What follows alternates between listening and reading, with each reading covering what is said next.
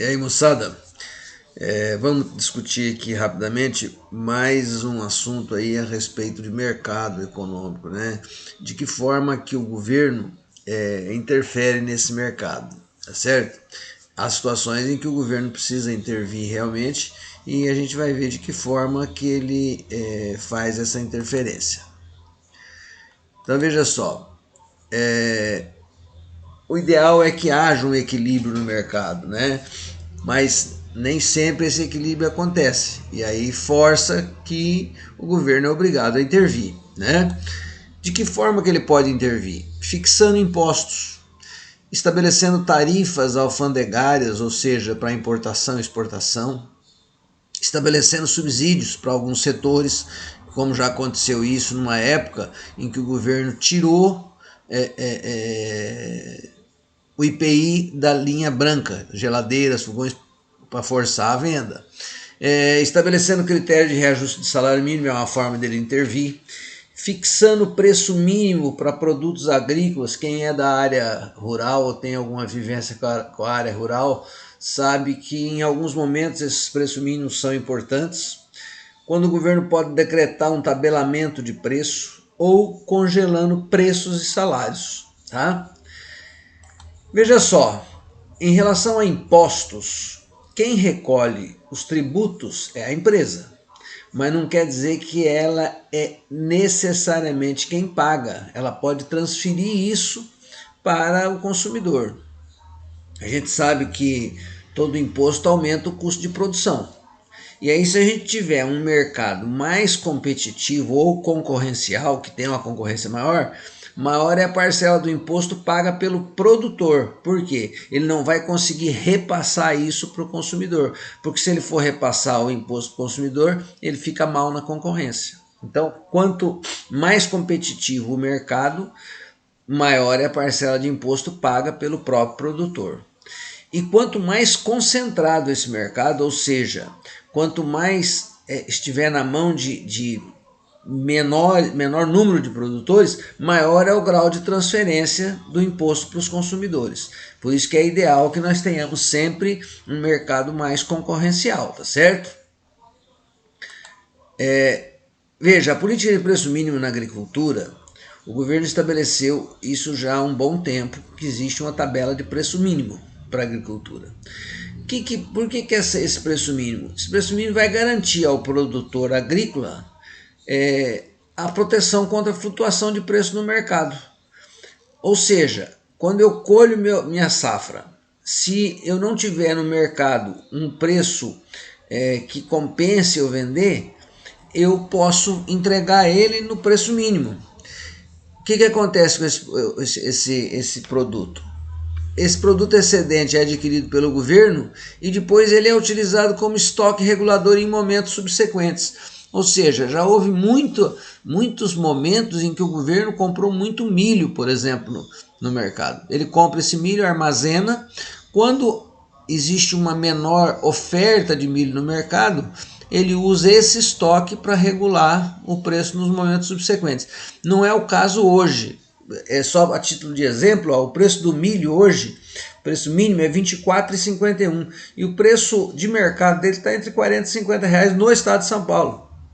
Então, naturalmente que se alguém colher milho, e nós estamos no mês de julho, muita gente já colheu milho e já vendeu. Da agora para frente nós temos se bem que hoje nós temos muita safra de inverno também, mas hoje eu vou entregar meu milho no mercado, não vou entregar ele no preço mínimo, mas o preço mínimo é uma política de dar garantia ao produtor de ter um preço mínimo que possa garantir o seu custo.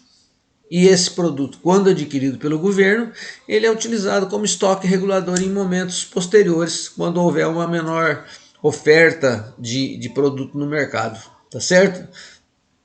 É uma política muito boa se o governo estabelecer um preço mínimo razoável, condizente com o custo de produção do agricultor, né?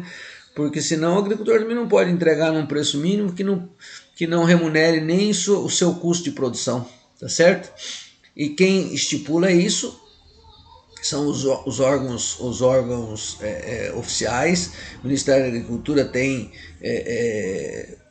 os seus órgãos de pesquisa, Conab, Companhia Nacional de Abastecimento, e fixa o preço mínimo para uma safra, tá certo? Bem, vamos falar um pouquinho sobre as estruturas de mercado. Olha só, a gente tem uma concorrência perfeita, que seria o ideal. Para que a gente tenha essa concorrência perfeita, a gente tem essas premissas, a gente tem que ter essas premissas, tem que ter isso antes, para que haja concorrência perfeita. Nós temos que ter um mercado atomizado, ou seja, um mercado com um grande número de empresas, com produtos homogêneos, sem diferenciação entre concorrentes. Para não ter, no mercado concorrência perfeita, não existe barreira para ingresso de empresa no mercado, ou seja, não há restrição. Quem quiser entrar no mercado, seguindo as regras, vai entrar. E precisa haver transparência no mercado, ou seja, informações sobre lucros, preços, devem ser conhecidas de todos os participantes. Quando a gente tem essas premissas, a gente tem uma concorrência perfeita, né? Isso seria o ideal. É claro que a gente vai sempre falar em termos de ideal, não quer dizer que isso vá acontecer na nossa realidade, né? Bem, nós temos outra característica que o mercado pode ter, que é o mercado monopolizado. Nós temos um monopólio, vocês já estudaram isso, quando você tem uma única empresa dominando a oferta. Ou seja, se eu só tenho uma empresa dominando a oferta, o consumidor se submete à condição imposta ou deixa de consumir. Imaginem vocês se nós tivéssemos só um fornecedor de cerveja. Como é que vocês fariam? Ou toma daquela empresa ou não toma. É claro que o governo existe, inclusive, para intervir quando esse monopólio está abusando, né? E nós podemos ter o oligopólio quando o sentido é o mesmo do monopólio, só que é um pequeno número de empresas que dominam a oferta do mercado. São bastante empresas, mas poucas dominam o mercado. Nós já tivemos exemplos muito grandes disso, das montadoras de veículos. Não sei se vocês são jovens, talvez vocês não se lembrem. Nós tínhamos 3, 4 montadoras só no Brasil. Então, depois, na época do governo Itamar Franco, houve uma abertura para importação. E hoje nós temos aí, isso mudou um pouco, né? Você tem uma concorrência maior. Bebidas também já houve isso, por isso que existem mecanismo de controle, né? Houve uma época que nós tínhamos, em termos de cerveja, Brahma, Skol e Antártica. Depois passou-se a ter mais um monte de marca de cerveja. A indústria de cosmético também foi oligopolizada. A indústria de papel teve uma época que você tinha poucos produtores, fabricantes de papel. E a indústria farmacêutica também, por conta das patentes. Que isso começou a haver uma quebra de patente na época em que o ministro da Saúde foi o José Serra. Ele quebrou essas patentes, permitindo que hoje nós tenhamos genérico, né? Que nós tenhamos uma facilidade maior de acesso a esses medicamentos. Então, isso caracteriza o monopólio e o oligopólio, tá certo?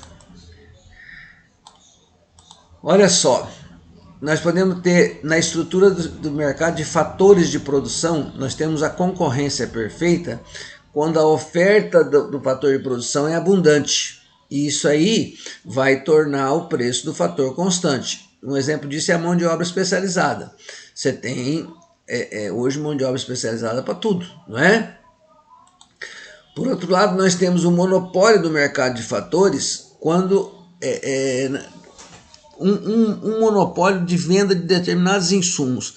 Nós já tivemos problemas com isso, sabe? Só uma empresa que vende determinados insumos. Então, como é que você pode produzir algo se você precisa daquele insumo? Você tem um monopólio no mercado de fatores. Não é nenhum monopólio no produto, mas no mercado de fatores. E você pode também ter um oligopólio desse mercado de fatores quando poucas empresas produzem um determinado insumo. Nós já tivemos isso aqui muito na questão dos produtos usados em agricultura e que devagarzinho estão sendo quebrados, né? Aí nós temos uma outra figura do mercado que chama monopsônio. É um monopólio na compra dos insumos. Então você só tem um comprador para muito vendedor do serviço de insumo. Então veja só, se você tem uma empresa que se instala numa determinada cidade do interior e ela é a única demandante da mão de obra local, é a única empresa que contrata a mão de obra local, você tem um monopsônio, porque só esse comprador é que consome essa mão de obra, ou seja, vai pagar o que quer e as pessoas vão ter que se sujeitar a trabalhar para essa empresa. Isso é o chamado monopsônio. E nós podemos ter também uma outra figura que é chamada de oligopsônio. É o oligopólio na compra de produtos. Você tem poucos compradores negociando com muitos vendedores. Um exemplo típico disso é a indústria de laticínios, que via de regra você tem muita gente. O leite, por exemplo, 70% do leite produzido no Brasil é produzido por pequenos produtores. E eles têm que entregar esse leite para quem compra. E hoje mudou um pouco com a criação das cooperativas, porque você tinha, no passado aqui na nossa região, nós tínhamos a Nestlé, e a Nestlé comprava leite de todo mundo, uma grande região. Hoje nós temos alguns laticínios particulares, poucos ainda, mas foram criados algumas cooperativas para absorver esse leite de pequenos produtores. Então isso melhorou, mas ainda tem, tá? Então a gente precisa ter uma noção de como é essa estrutura desse mercado para a gente poder entender às vezes por que o governo faz essas intervenções. Ele estabelece subsídio, estabelece critério de reajuste de salário mínimo, fixa preço.